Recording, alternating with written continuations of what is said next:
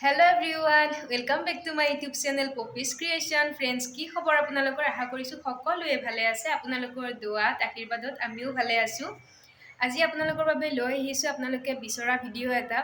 বহুতে জানিব বিচাৰি আছিল মই জানি কেতিয়া কি হোৱাও জানিৰ যত্ন কেনেকৈ লও আৰু জানিৰ কিমান মান চলি আছে বহুতে জানিৰ বিষয়ে বহুত কিবা কিবি জানিব বিচাৰে তো এইটো ভিডিওত আপোনালোকে জানিবলৈ পাৰিব কি হোৱাও কেনেকৈ তাৰ কেয়াৰ লও। তো গাইজ ভিডিওটি শেষলৈকে চাই থাকিব আৰু চেনেলটোত যদি নতুনকৈ আহিছে প্লিজ চেনেলটো সাবস্ক্ৰাইব কৰি দিব। তো বলক পলম নকৰি ভিডিওটো আৰম্ভ কৰিছোঁ। বন্ধু বান্ধৱীসকল, আজি মই আপোনালোকৰ বাবে লৈ আহিছোঁ জানি খুওৱা ধুনীয়া খিচিৰি ৰেচিপি এটা, যিটো একেবাৰে কম সময়তে সহজতে বনাব পাৰি। আৰু তাৰ কাৰণে এয়া মই লৈছোঁ কাচকল এটা, দুটা জিকা আৰু তিয়হ এটা। ঘৰত যি পাচলি থাকে সেয়াই ব্যৱহাৰ কৰিব পাৰিব। মোৰ ওচৰত আজি এইখিনিয়ে পাচলি আছিল, তো এইখিনিয়ে লৈছোঁ।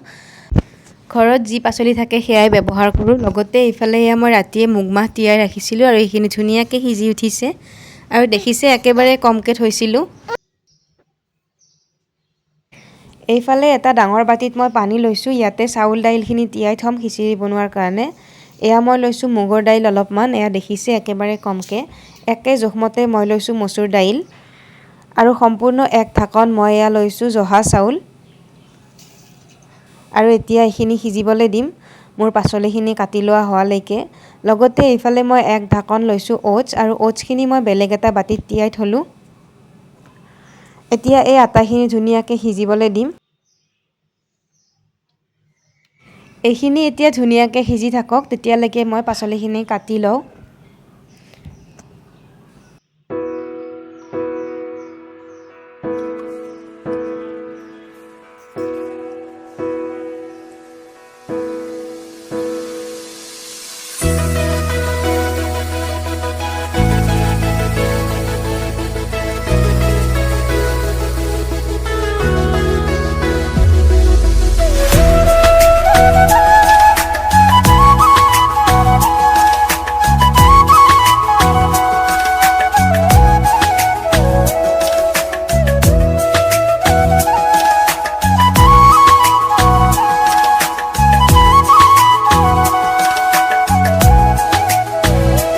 পাচলিখিনি ধুনীয়াকৈ সৰু সৰুকৈ কাটি লৈছোঁ, দেখিছে আপোনালোকে। লগতে এইফালে এয়া চাউল দাইলখিনিও মই ধুই ল'লোঁ, মুগকেইটাও একেলগে দিছোঁ।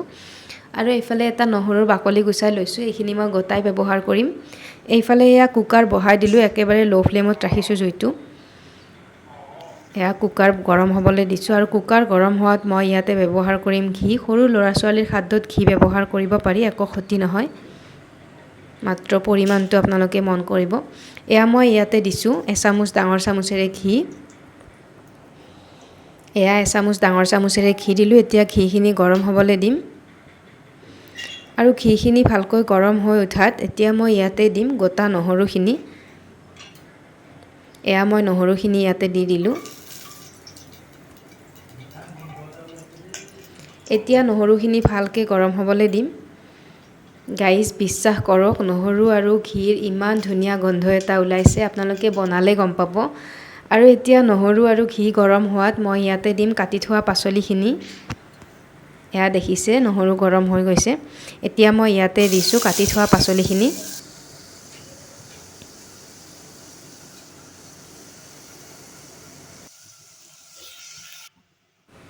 গোটেইখিনি পাচলি মই কুকাৰত দি দিলোঁ। এতিয়া এইখিনি ধুনীয়াকৈ ভাজি ল'ব লাগিব। পাচলিখিনিৰ পৰা যেতিয়ালৈকে পানী নোলায়, যেতিয়ালৈকে পাচলিখিনি মজি নাযায়, তেতিয়ালৈকে এইখিনি ভাজি ল'ম।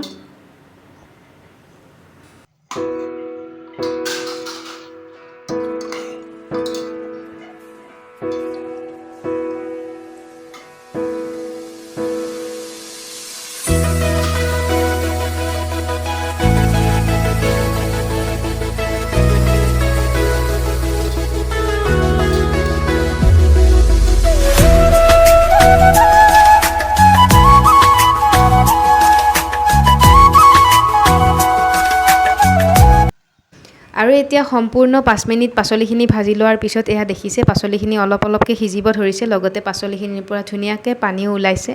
এতিয়া মই ইয়াতে ব্যৱহাৰ কৰিম নিমখ। নিমখৰ বাহিৰে মই বেলেগ আন একোৱেই মছলা ইয়াতে নিদিওঁ। আৰু নিমখ মই এই পিংক সল্টটো ব্যৱহাৰ কৰিম। সৰু ল'ৰা ছোৱালীৰ কাৰণে নিমখ যিহেতু বেয়া, তথাপিও সোৱাদৰ কাৰণে অলপমান ব্যৱহাৰ কৰিম এয়া পিংক সল্ট। এয়া এচামুচৰ আধা মই পিংক সল্ট দিলোঁ ইয়াতে। আৰু এতিয়া আকৌ এইখিনি ধুনীয়াকৈ 5 মিনিটমান সময় ভাজি ল'ম।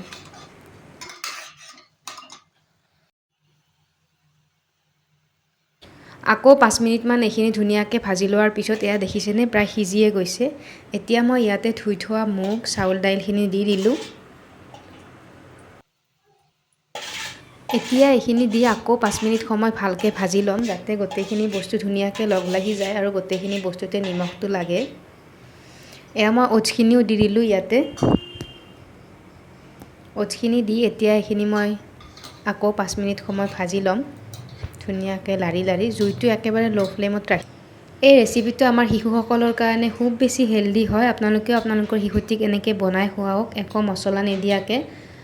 ঘৰত যি পাচলি আছে তাৰে এনেকৈ ধুনীয়াকৈ খিচিৰি বনাই দিয়ক, আপোনালোকৰ শিশুটিয়ে নিশ্চয় ভাল পাব। আৰু আমি সৰুৰ পৰা চেষ্টা কৰিব লাগে মছলা নথকাকৈ খুৱাবলৈ। আৰু এতিয়া এয়া মোৰ চাউলখিনি ধুনীয়াকৈ ভাজি লোৱা হৈ গৈছে, দেখিছে আপোনালোকে চাউল পাচলি একলগ হৈ গৈছে। এতিয়া মই ইয়াতে পানী দিব পৰা হৈছোঁ। এতিয়া মই আকৌ এইখিনি ধুনীয়াকৈ এবাৰ লৰাই দি ইয়াতে জোখমতে পানী দিম।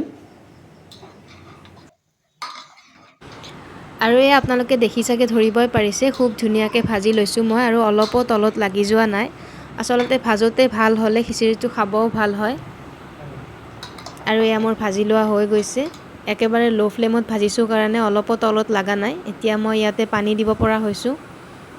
মই অলপ পাতলকৈ ৰাখিম কাৰণে পানী বেছিকৈ দিম। এয়া মই পানী দি দিলোঁ।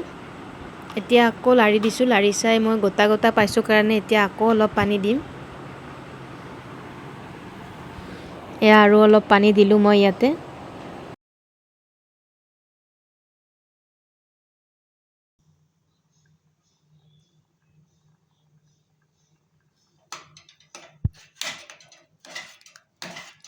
জোখমতে পানী দিলোঁ। এতিয়া মই এইখিনি 10টামান চিটি মাৰি ল'ম, যিহেতু জানিৰ কাৰণে একেবাৰে কোমল কৰিম, সেইকাৰণে বেছিকৈ চিটি মাৰিম। আৰু এতিয়া মই গেছৰ ফ্লেমটো একেবাৰে হাই কৰি দিছোঁ।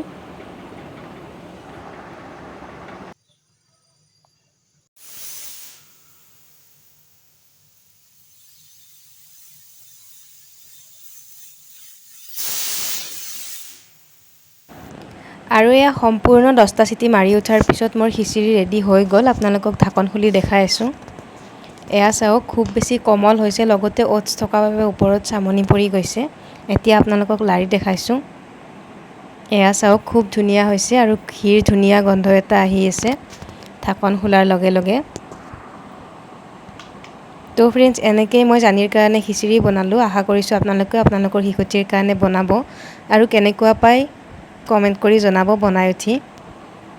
খুব ধুনীয়া সহজতে বনাব পৰা ৰেচিপি এটা। আৰু ফ্ৰেণ্ডছ, এতিয়া আপোনালোকে জানিৰ বিষয়ে জানিব বিচৰা কেইটামান বিশেষ কুৱেশ্যন এনচাৰ আপোনালোকক কৈ দিছোঁ।